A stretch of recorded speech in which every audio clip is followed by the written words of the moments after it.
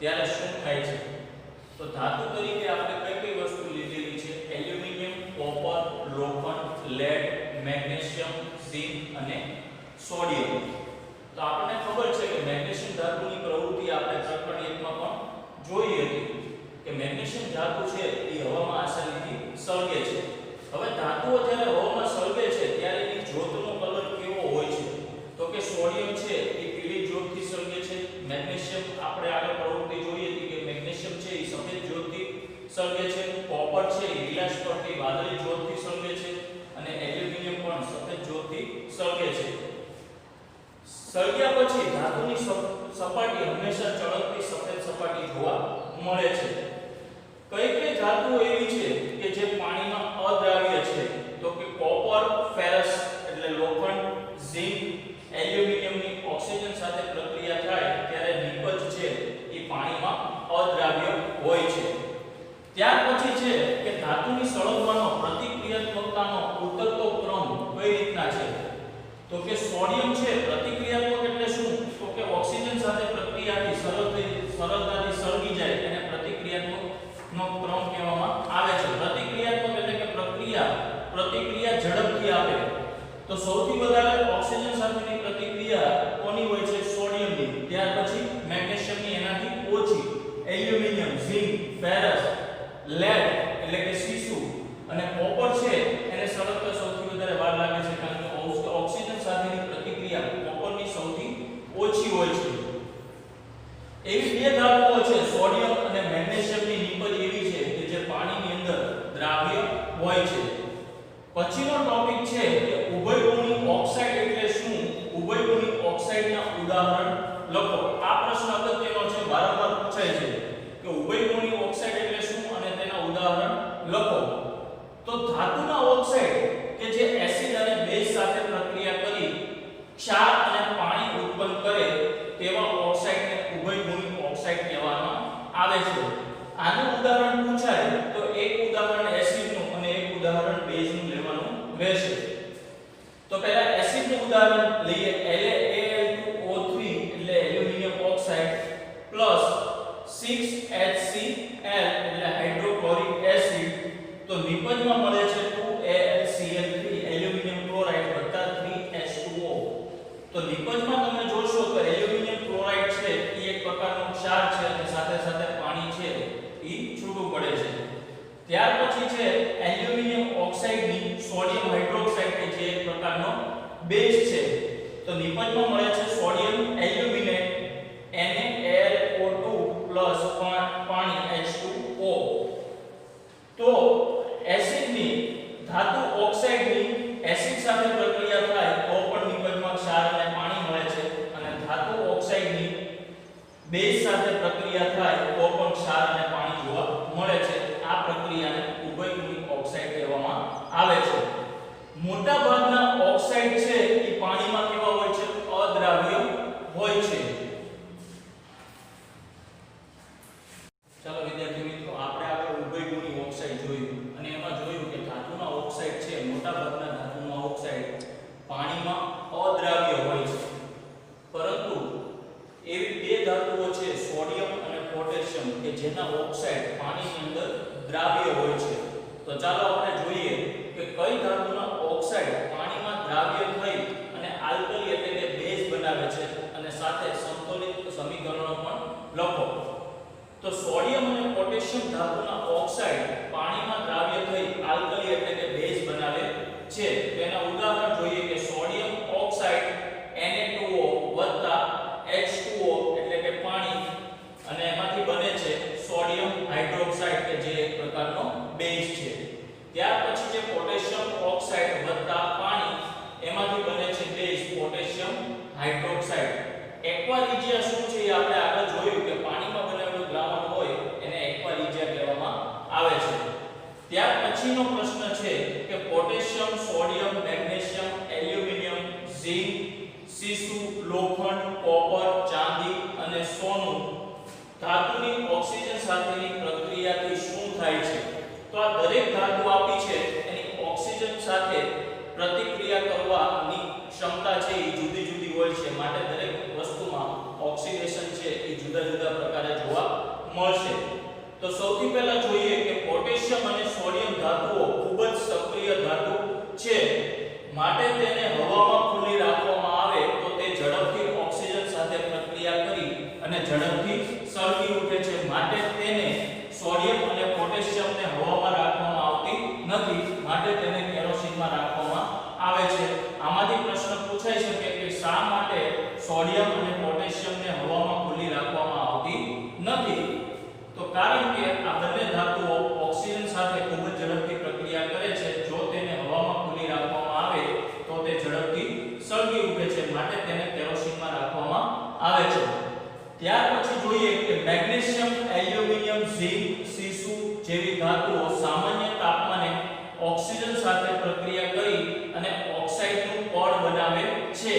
કે આ પડ છે એ ધાતુને શું કરે છે? રક્ષણાત્મક આવરણ પૂરું પાડે છે, માટે ધાતુઓનું વધારે આગળ ઓક્સિડેશન થઈ શકતું નથી, એટલે કે વધુ ઓક્સિડેશન થતું અટકાવે છે. લોખંડ છે, લોખંડ સામાન્ય તાપમાને હવા સાથે પ્રક્રિયા કરતું નથી, પરંતુ લોખંડનો વાયર એટલે કે લોખંડનો ભૂકો છે, જો તેને બંડલમાં રાખવામાં આવે તો તે ઝડપથી સળગી ઉઠે છે. ત્યાર પછી જે કોપર, કે કોપરને ગરમ કરવામાં આવે ત્યારે તે ઓક્સિજન સાથે સંયોજાઈને કાળા રંગનું કોપર ઓક્સાઇડનું પડ બનાવે છે.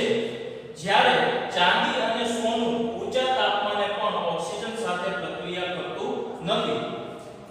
ત્યાર પછીનો ટોપિક છે કે એનોડીકરણ કોને કહેવામાં આવે? તો એલ્યુમિનિયમની સપાટી ઉપર રક્ષણાત્મક ઓક્સાઇડનું પડ બનાવવાની પ્રક્રિયા છે એને એનોડીકરણ કહેવામાં આવે છે. આ રક્ષણાત્મક પડ છે જે એલ્યુમિનિયમનું આગળ વધારે ઓક્સિડેશન થવા દેતું નથી. તો એનોડીકરણમાં શું કરવામાં આવે છે? તો કે એલ્યુમિનિયમની સ્વચ્છ વસ્તુ છે એને એનોડ તરીકે અને મંદ હાઇડ્રોક્લોરિક એસિડ લેવામાં આવે છે અને એના વડે મંદ હાઇડ્રોક્લોરિક એસિડ વડે વિદ્યુત વિભાજન કરવામાં આવે છે, એટલે કે એમાંથી વિદ્યુત પ્રવાહ પસાર કરવામાં આવે છે અને પ્લસ અને માઈનસ ઋણ આયનો છે એ છૂટા પડે, ધન અને ઋણ આયનો છૂટા પડે, એટલે કે વિદ્યુત વિભાજન કરવામાં આવે ત્યારે શું થાય છે? તો કે સ્વચ્છ એલ્યુમિનિયમ જે આપણે એનોડ તરીકે લીધો હતો એ એનોડ ઉપર ઓક્સિજન વાયુ છે એ એનોડ ઉપર ઉત્પન્ન થાય છે અને ઓક્સિજન વાયુ છે એની એલ્યુમિનિયમ સાથે પ્રક્રિયા થાય એટલે એના ઉપર રક્ષણાત્મક ઓક્સાઇડનું સ્તર જામી જાય છે. આ સ્તર ઉપર જુદા જુદા રંગો વડે રંગ કરી અને એને શું કરવામાં આવે છે? સુશોભન માટે અને જુદી જુદી વસ્તુઓ બનાવવા માટે એનો ઉપયોગ કરવામાં આવે છે. પ્રવૃત્તિ 3.10 કે ધાતુની પાણી સાથેની પ્રક્રિયા. તો ધાતુ છે એ પાણી સાથે પ્રક્રિયા કરે ત્યારે ધાતુ ઓક્સાઇડ બને અને સાથે સાથે હાઇડ્રોજન વાયુ છે મુક્ત થાય. ફરી પાછું ધાતુ ઓક્સાઇડની પાણી સાથે પ્રક્રિયા કરવામાં આવે તો ધાતુ હાઇડ્રોક્સાઇડ બને છે કે જે પ્રકારનો આલ્કલી એટલે કે બેઝ હોય છે. હવે આપણે જોશું કે ધાતુની ઠંડા પાણી સાથેની પ્રક્રિયા, ધાતુની ગરમ પાણી સાથેની પ્રક્રિયા, ધાતુ પાણી સાથે પ્રક્રિયા ન કરતી હોય તેવી ધાતુ, પાણી સાથે પ્રક્રિયા, ધાતુની વરાળ સાથેની પ્રક્રિયા, દરેક વસ્તુ આપણે જોશું અને સાથે સાથે એના ઉદાહરણ પણ જોઈએ. સમીકરણો જે કંઈ છે એ તમારે ગણિતની જેમ દાખલાના સૂત્ર યાદ રાખતા હો તેમ પ્રેક્ટિસ કરીને યાદ રાખવાના રહેશે. કોઈ પણ વસ્તુ પૂછાય તો સાથે સાથે એનું ઉદાહરણ પણ પૂછાય છે તો ઉદાહરણ પણ લખવાનું રહેશે. તો સૌથી પહેલા જોઈએ કે ધાતુની ઠંડા પાણી સાથેની પ્રક્રિયા. તો પોટેશિયમ અને સોડિયમ ધાતુ છે એ પાણી સાથે ખૂબ જ ઉગ્ર પ્રતિક્રિયા આપે છે, એટલે કે ઝડપથી પ્રતિક્રિયા કરી શકે છે. પ્રક્રિયા ખૂબ જ તીવ્ર હોય છે અને સાથે સાથે ઉષ્માક્ષેપક હોય છે. ઉષ્માક્ષેપક એટલે કે નિપજમાં સાથે સાથે ઉષ્મા છે એ મુક્ત થતી હોય, માટે ઉત્પન્ન થતો જે હાઇડ્રોજન વાયુ ઉત્પન્ન થાય છે તે હાઇડ્રોજન વાયુ છે એ તરત જ આગ પકડી લે છે, કારણ કે ઉષ્માક્ષેપક પ્રક્રિયા છે. તો ઉદાહરણ જોઈએ કે પોટેશિયમની પાણી સાથે પ્રક્રિયા થાય તો પોટેશિયમ હાઇડ્રોક્સાઇડ બને છે અને સાથે સાથે હાઇડ્રોજન વાયુ છૂટો પડે અને ઉષ્મા ઊર્જા પણ છૂટી પડે છે, કારણ કે ઉષ્માક્ષેપક પ્રક્રિયા છે. સોડિયમની પાણી સાથે પ્રક્રિયા થાય તો સોડિયમ હાઇડ્રોક્સાઇડ બને છે, હાઇડ્રોજન વાયુ છૂટો પડે અને સાથે સાથે ઉષ્મા પણ મુક્ત થાય છે. મેગ્નેશિયમ ધાતુ એક જ એવી છે કે જે ઠંડા પાણી સાથે પ્રક્રિયા કરતી નથી. એમસીક્યુ માટે યાદ રાખજો કે કઈ એવી ધાતુ છે કે જે ઠંડા પાણી સાથે પ્રક્રિયા કરતી નથી. તો મેગ્નેશિયમ ધાતુ છે કે જે ઠંડા પાણી સાથે પ્રક્રિયા કરતી નથી. ત્યાર પછી જોઈએ કે ધાતુની ગરમ પાણી સાથેની પ્રક્રિયા. તો મેગ્નેશિયમ છે એ ગરમ પાણી સાથે પ્રક્રિયા કરી અને મેગ્નેશિયમ હાઇડ્રોક્સાઇડ બનાવે છે અને સાથે સાથે હાઇડ્રોજન વાયુ છે એ છૂટો પડે છે. મેગ્નેશિયમ ધાતુની સપાટી પર હાઇડ્રોજન વાયુના પરપોટા ચીપકવાથી શું થાય છે કે મેગ્નેશિયમ પણ તરી આવે છે. તો સમીકરણ ઉપરથી લખાણ લખી શકીએ કે મેગ્નેશિયમની ગરમ પાણી સાથે પ્રક્રિયા થાય તો એમાંથી MgOH2 એટલે કે મેગ્નેશિયમ હાઇડ્રોક્સાઇડ બને છે અને સાથે સાથે હાઇડ્રોજન વાયુ છે એ મુક્ત થાય છે. હવે જોઈએ કે ધાતુ પાણી સાથેની ઓછી તીવ્ર પ્રક્રિયા એટલે કે પાણી સાથે ઓછી તીવ્ર પ્રક્રિયા કરતી હોય તેવી ધાતુ. તો કેલ્શિયમ છે એ પાણી સાથે પ્રક્રિયા કરી અને શું બનાવે છે? કેલ્શિયમ હાઇડ્રોક્સાઇડ બનાવે છે અને સાથે સાથે હાઇડ્રોજન વાયુ છે એ મુક્ત થાય છે.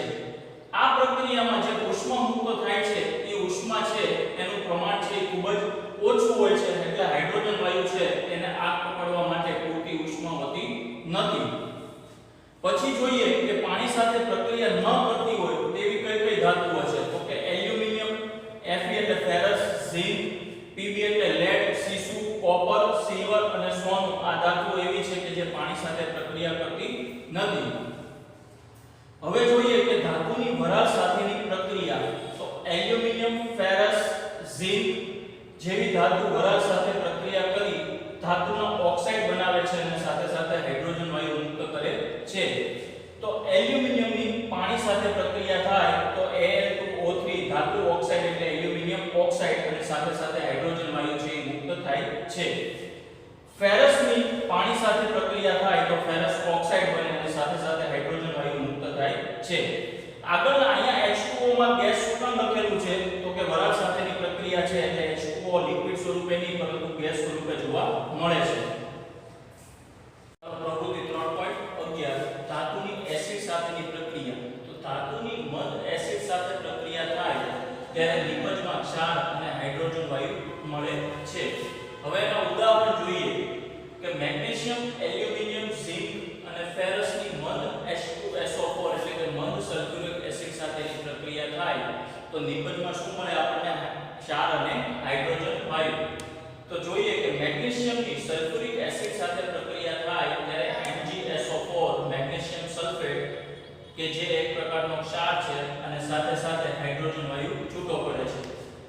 એલ્યુમિનિયમની મંદ સલ્ફ્યુરિક એસિડ સાથે પ્રક્રિયા થાય ત્યારે એલ્યુમિનિયમ સલ્ફેટ અને હાઇડ્રોજન વાયુ છૂટો પડે છે જ્યાં એલ્યુમિનિયમ સલ્ફેટ છે એ શું છે? એક પ્રકારનો ક્ષાર છે. ઝિંકની સલ્ફ્યુરિક એસિડ સાથે પ્રક્રિયા થાય ત્યારે ઝિંક સલ્ફેટ કે જે ક્ષાર છે અને સાથે સાથે હાઇડ્રોજન વાયુ છૂટો પડે છે. ફેરસની સલ્ફ્યુરિક એસિડ સાથે પ્રક્રિયા થાય એટલે ફેરસ સલ્ફેટ FeSO4 કે જે ક્ષાર છે અને સાથે સાથે હાઇડ્રોજન વાયુ છૂટો પડે છે. દરેક સમીકરણ છે એ તમારે સંતુલિત કરીને જે તે આંકડા સાથે લખવાના રહેશે અને દરેકના ઉદાહરણ યાદ કરવાના રહેશે. હવે આપણે જોયું કે ધાતુની જ્યારે એસિડ સાથે પ્રક્રિયા થાય ત્યારે ક્ષાર અને હાઇડ્રોજન વાયુ છૂટો પડે છે.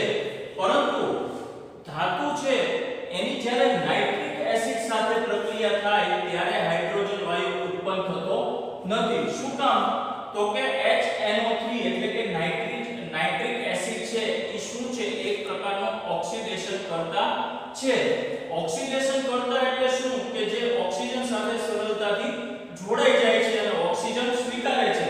એટલે શું થાય છે કે ધાતુ જ્યારે નાઇટ્રિક એસિડ સાથે પ્રક્રિયા કરે છે તો નાઇટ્રિક એસિડ ઓક્સિડેશન કરતા છે તો ઉત્પન્ન થતો હાઇડ્રોજન વાયુ છે એની સાથે ઓક્સિજન જોડાય તો એનું શું કરે છે? હાઇડ્રોજન વાયુનું પાણીની અંદર રૂપાંતર કરે છે અને પોતે નાઇટ્રિક એસિડ છે એ શું થાય છે? તો કે નાઇટ્રોજન ઓક્સાઇડમાં રિડક્શન પામે છે.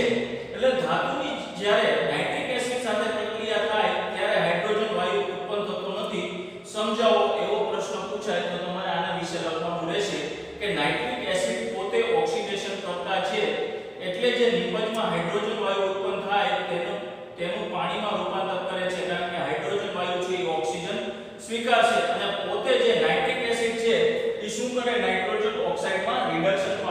છે. હવે આપણે જોયું કે ધાતુ નાઇટ્રિક એસિડ સાથે પ્રક્રિયા કરે ત્યારે હાઇડ્રોજન વાયુ ઉત્પન્ન થતો નથી. છતાં પણ બે એવી ધાતુઓ છે કે જે નાઇટ્રિક એસિડ સાથે પ્રક્રિયા કરી અને હાઇડ્રોજન વાયુ ઉત્પન્ન કરે છે. Mg એટલે મેગ્નેશિયમ અને Mn એટલે મેંગેનીઝ મંદ HNO3 નાઇટ્રિક એસિડ સાથે પ્રક્રિયા કરી અને હાઇડ્રોજન વાયુ ઉત્પન્ન કરે છે. તો મેગ્નેશિયમની મંદ નાઇટ્રિક એસિડ સાથે પ્રક્રિયા થાય તો મેગ્નેશિયમ નાઇટ્રેટ બને છે અને સાથે સાથે હાઇડ્રોજન વાયુ છૂટો પડે છે. મેંગેનીઝની મંદ નાઇટ્રિક એસિડ સાથે પ્રક્રિયા થાય ત્યારે મેંગેનીઝ નાઇટ્રેટ MnNO3 હાઇડ્રોજન વાયુ છૂટો પડે છે. હવે ધાતુની એસિડ સાથેની પ્રતિક્રિયાત્મકતાનો ક્રમ શું છે? તો મેગ્નેશિયમ ધાતુ છે એ એસિડ સાથે સૌથી પ્રબળ પ્રતિક્રિયા આપે, તેનાથી ઓછી પ્રતિક્રિયા એલ્યુમિનિયમ, તેનાથી ઓછી ઝિંક અને તેનાથી ઓછી ફેરસ. આ દરેક ક્રમ છે યાદ રાખજો કે MCQ માં પૂછાય કે કઈ ધાતુ એસિડ સાથે સૌથી વધુ પ્રતિક્રિયા આપે તો મેગ્નેશિયમ અને કઈ ધાતુ સૌથી ઓછી પ્રતિક્રિયા આપે તો ફેરસ. એવી કઈ બે ધાતુઓ છે કે જે નાઇટ્રિક એસિડ સાથે પ્રક્રિયા કરી હાઇડ્રોજન વાયુ ઉત્પન્ન કરે તો એમાં આવશે મેગ્નેશિયમ અને મેંગેનીઝ. બીજો પ્રશ્ન પૂછાય કે ધાતુની નાઇટ્રિક એસિડ સાથે પ્રક્રિયા થાય ત્યારે શા માટે હાઇડ્રોજન વાયુ ઉત્પન્ન થતો નથી? અને છેલ્લે જોઈએ કે એક ફક્ત કોપર એવું છે કે જે મંદ હાઇડ્રોક્લોરિક એસિડ સાથે પ્રક્રિયા કરતું નથી. આગળનો ટોપિક છે એક્વારિજિયા શું છે કે જે વારંવાર પરીક્ષામાં પૂછાય છે. તો એક્વારિજિયા એટલે જેનું બીજું નામ છે રોયલ પાણી કે રોયલ પાણી એક પ્રકારનો લેટિન શબ્દ છે અને એનું ત્રીજું નામ છે અમ્લરાજ. એક્વારિજિયા કઈ રીતે બને છે? તો કે સાંદ્ર હાઇડ્રોક્લોરિક એસિડ અને સાંદ્ર નાઇટ્રિક એસિડનું પ્રમાણ કેટલું લેવાનું છે? 3:1 ના પ્રમાણમાં તૈયાર કરેલું મિશ્રણ છે. 3:1 એટલે કે સાંદ્ર હાઇડ્રોક્લોરિક એસિડ 3 ભાગનો અને 1 ભાગનું સાંદ્ર નાઇટ્રિક એસિડ માંથી એટલે કે 3:1 ના પ્રમાણમાં તૈયાર કરેલું એક પ્રકારનું મિશ્રણ છે. એક્વારિજિયાનો ઉપયોગ શેના માટે થાય છે? તો કે સોનાને અને પ્લેટિનમ જેવી ધાતુને ઓગાળવા માટે એનો ઉપયોગ થાય છે. એક્વારિજિયા કેવું છે? તો કે એક્વારિજિયા ક્ષારીય અને ધુમાયમાન એટલે કે ધુમાડાવાળું પ્રવાહી છે કે જેમાં ધુમાડાની માત્રા જોવા મળે તેને ધુમાયમાન કહેવામાં આવે છે.